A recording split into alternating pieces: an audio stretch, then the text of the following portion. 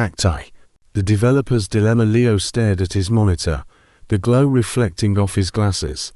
On his screen was Roblox Studio, a vast, empty grey grid populated only by a few floating neon blocks and a towering list of code. In the script editor, Leo's username was Script Kid Leo. In the real world, he was just a quiet 15-year-old high school student. But in the Roblox metaverse, he was a creator. Or, at least, he wanted to be. For the past 6 months, Leo had been working on his dream game project, Nexus, a physics-based, spellcasting parkour game where players could manipulate gravity and run on walls. Unlike the repetitive, pay-to-win clicking simulators that dominated the Roblox front page, Leo's game required genuine skill. Just one more bug fix, Leo muttered, his fingers flying across the keyboard. He was writing in Lua, the programming language of Roblox. He set a local script to handle the player's wall-run physics. He clicked play test. His avatar, a classic, blocky yellow-headed noob wearing a custom wrench accessory he had designed himself, spawned onto the digital grid. Leo pressed spacebar near a wall. His character smoothly pivoted, running horizontally across the brick texture, leaving a trail of glowing blue particles. Yes, it works. Leo pumped his fist in the air, but his excitement was cut short when his Discord notifications began to ping frantically. It was Maya, his co-developer and a brilliant builder known online as Glitch Maya. Her avatar was a stylish 15 character with a purple beanie, neon jacket, and a canvas backpack. Glitch Maya. Leo, did you see the news? The Roblox Innovation Jam was just announced. Script Kid Leo, the one hosted by the Roblox admins. Glitch Maya. Yes. The theme is Infinite Horizons. The grand prize is 1 million Robux, a front page feature for a week, and a contract to join the official Roblox Developer Accelerator program. We have to enter Project Nexus. Leo's heart hammered against his ribs. The Developer Accelerator program was his golden ticket. It meant he could finally use the Developer Exchange DevX to turn his in-game Robux into real money to help his family pay the bills. Script Kid Leo. But the competition starts in 48 hours. And we are just a team of 2. What about Vortex Media? Vortex Media was a massive, corporate-style Roblox development group run by a wealthy user named Lordric. Lordric didn't care about making fun games, he cared about making money. He had a team of 30 hired developers who pumped out lazy, copied simulators filled with overpriced game passes. If Lordric entered the jam, he would use his massive budget and marketing power to crush any indie developers in his path. Glitch Maya. Let him try. They have money, but we have passion. And we have a game that is actually fun to play. Are you in? Leo looked at his blocky yellow avatar on the screen. He smiled. Script Kid Leo. I'm in. Let's build something unforgettable. Act E. The 48-hour grind. The clock began to tick. The official theme, Infinite Horizons, was revealed at midnight on Friday. Leo and Maya immediately went to work. They decided to adapt Project Nexus into an epic, co-op puzzle platformer where players had to escape a collapsing, infinite digital city by coding and manipulating the environment in real time. They called it Horizon Glitches, while Maya built breathtaking, neon-drenched voxel landscapes, floating islands made of shattered code, giant hovering keyboards, and rivers of liquid data. Leo worked on the back end. He coded the gravity-shifting mechanics, the lobby matchmaking system, and the interactive puzzles. By our 3rd, both of them were running on nothing but energy drinks, cold pizza, and sheer adrenaline. Look at this, Leo, Maya said over their voice call, sharing her screen. She had designed the final level, a towering spire made of pure, translucent glass blocks that spiraled up into a sky filled with binary code. When the players reach the top, they have to input a final sequence of code to stabilize the universe. It's beautiful, Maya, Leo said, genuinely awed. The lighting is perfect. The atmosphere is incredible. Suddenly, a system message popped up in their Roblox Studio team chat. An external user was requesting access to their test server. The username was Lordric. A second later, Lordrich's avatar spawned into their edit session. He wore a hyper-expensive Dominus hat, a glowing gold cloak, and a custom animation pack that made his character float arrogantly above the ground. Lordrich. So, this is what the little indies are working on. Cute. Glitch at Maya. How did you get our private test server link, Rich? Lordrich. I have my ways. Listen, kids. I've seen your physics engine. It's decent. I'll buy the rights to this game right now for 100,000 Robux. You hand over the source code, and my team will publish it under the Vortex Media brand. Script Kid Leo. No way. We've spent months on this. We aren't selling out. Lordrich. 100,000 Robux is a lot of money for a couple of noobs. If you don't take the deal, you'll lose anyway. My team is building Infinite Clicker Tycoon. We have a 50,000 member Discord server ready to raid the ratings. You don't stand a chance. Script Kid Leo. Your games have no soul, Rich. We're keeping our code. Lordrich.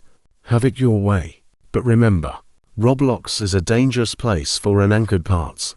With a dramatic poof of gold particle effects, Lordrich disconnected from the server. What did he mean by unanchored parts? Maya asked, her voice trembling slightly. In Roblox, if a 3D part is unanchored, it obeys gravity and falls through the map into the void. I don't know, Leo said, a cold dread settling in his stomach. But we need to secure our scripts. Act E. The sabotage. It was Sunday afternoon, with only 4 hours left before the submission deadline. Leo was compiling the final build when his screen suddenly went black. The fans on his computer roared. When the display turned back on, Roblox Studio was flashing red error messages in the output log. Error. Script injection detected in server script civic. Warning. Workspace.map is falling into the void. Critical. Core scripts corrupted. No. No. No. Leo panicked, clicking desperately. On the screen, Maya's beautifully constructed digital city was literally falling apart.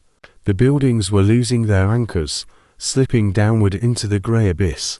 The code Leo had spent months writing was turning into gibberish. Maya, are you seeing this? Leo cried into his headset. My studio just crashed.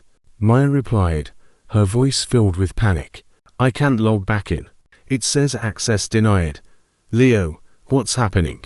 It's a backdoor, Leo realized, his heart sinking. When Lordrich entered our server, he must have slipped a malicious plugin or a Trojan script into our workspace. It's an exploit. It's destroying our game from the inside. Can we restore a previous save? The autosaves are corrupted too. He targeted our cloud backups. Leo said, clenching his fists. If we don't clean the virus out of the main script, we won't have a game to submit. We have less than 3 hours. Leo stared at the screen. The malicious script was hidden deep within thousands of lines of code. Finding it manually would take days.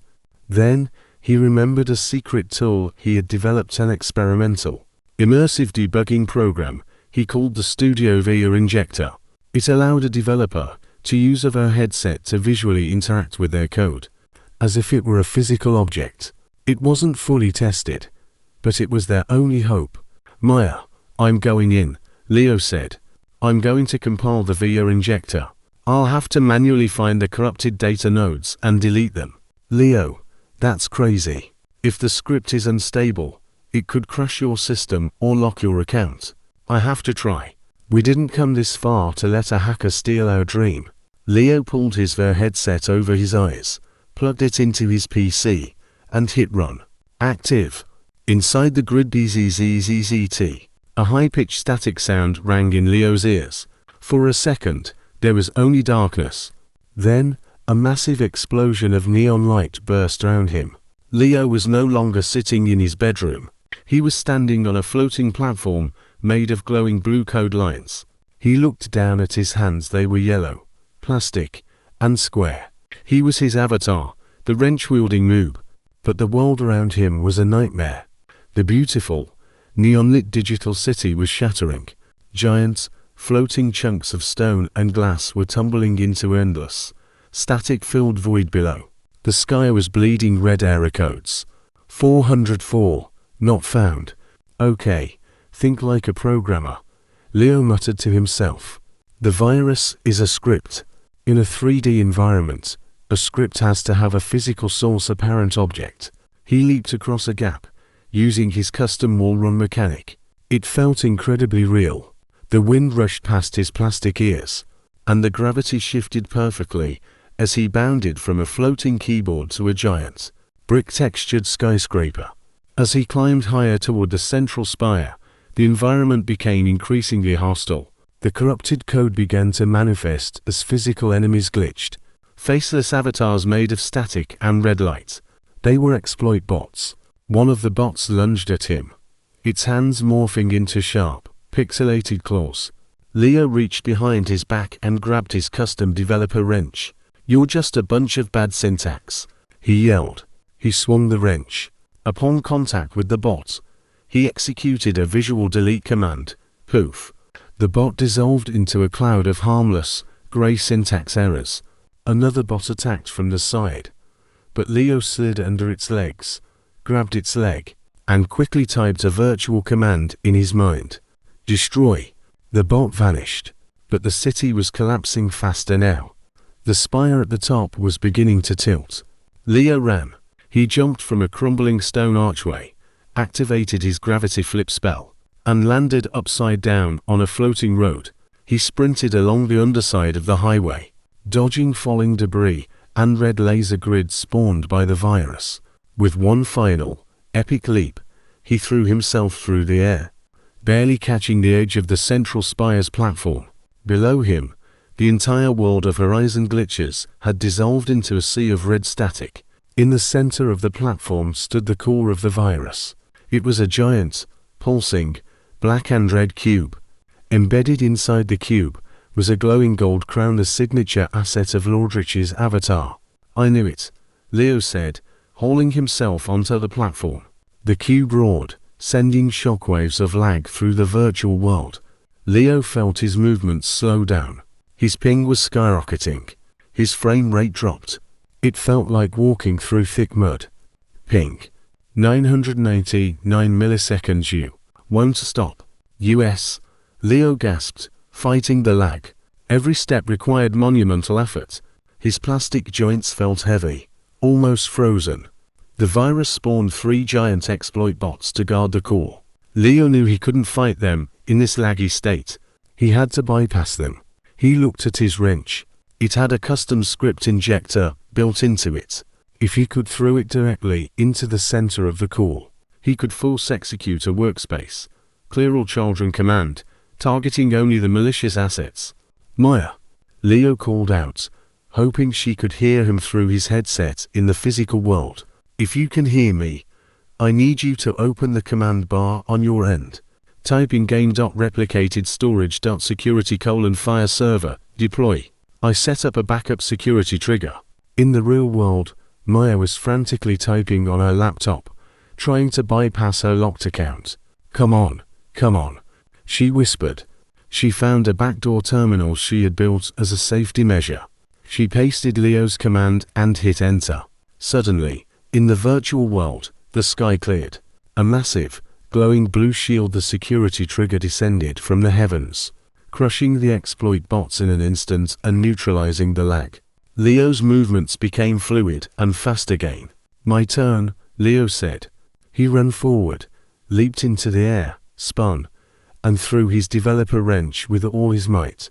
The wrench spun through the air, glowing with a bright, pure white light. Crash! The wrench struck the center of the black and red cube. For a second, everything went silent. Then, a massive shockwave of blue light erupted from the core. The red error codes in the sky began to turn green.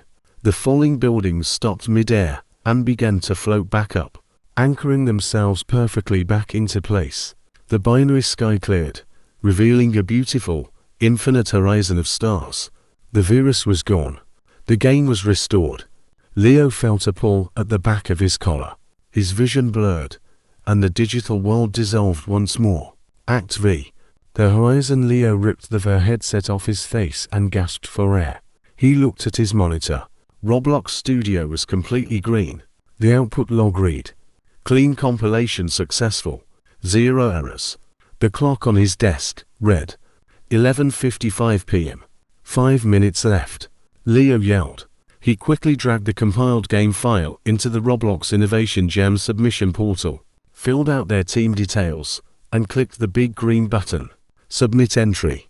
The screen loaded for 3 agonizing seconds, and then a green checkmark appeared. Submission received. Thank you for participating in the Roblox Innovation Jam. Leo collapsed back into his chair, a massive sigh of relief escaping his chest. We did it, Maya. We actually did it. Over the call, Maya was crying tears of joy. I don't care if we win or lose. Leo, we beat the hackers. We saved our game. 2 weeks later, the results of the Innovation Jam were streamed live on the official Roblox YouTube channel. Hundreds of thousands of players tuned in. Leo and Maya sat in a Discord call, watching the stream in silence. The host, a popular Roblox admin, stood on a virtual stage. We had over 10,000 entries this year, the admin announced, but one game stood out above all the rest. It didn't rely on flashy game passes or pay-to-win mechanics. It relied on incredible physics, beautiful level design, and a true love for the platform. The screen behind the admin changed, displaying a trailer of Horizon Glitches. The grand prize winner of the Innovation Jam is Horizon Glitches by Script Kid Leo and Glitchet Maya. Leo's jaw dropped. He stared at the screen, unable to process what he was hearing. Suddenly, his Roblox inbox exploded. Hundreds of notifications, friend requests, and messages flooded in. His Robux balance in the top right corner began to spin, rapidly counting up until it reached 1 million. An email popped up in his inbox. It was an official invitation to the Roblox Developer Accelerator program, with a starting contract that would easily pay for his college tuition and help his family live comfortably. Leo looked at his avatar on the screen, the same yellow noob with the developer wrench. He realized that logic was wrong. You didn't need millions of dollars or a massive corporate studio to succeed. On Roblox, all you needed was a gray grid, a spark of imagination.